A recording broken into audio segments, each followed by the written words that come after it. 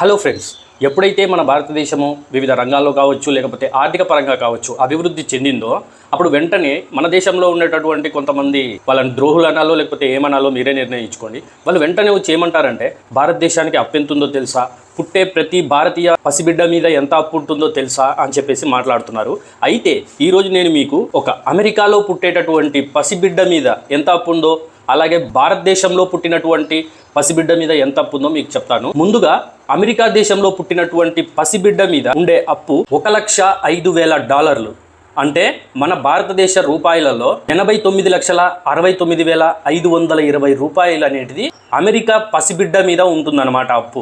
అయితే అదే భారతదేశంలో పుట్టిన పసిబిడ్డ మీద ఉండే అప్పు కేవలం $1,480 మాత్రమే, అంటే భారతీయ రూపాయలలో 1,26,427 రూపాయలు మాత్రమే అన్నమాట.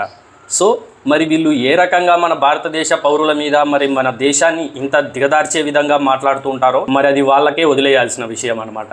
సో ఇది ఫ్రెండ్స్, ఒక సగటు భారతీయ పసిబిడ్డ మీద ఉండే అప్పు మరియు సగటు అమెరికన్ పసిబిడ్డ మీద ఉండే అప్పు. ఈ వీడియో కనుక మీకు నచ్చినట్లయితే ఖచ్చితంగా నా ఛానల్ని సబ్స్క్రైబ్ చేసుకోండి, అలాగే ఈ వీడియోని లైక్ చేయండి.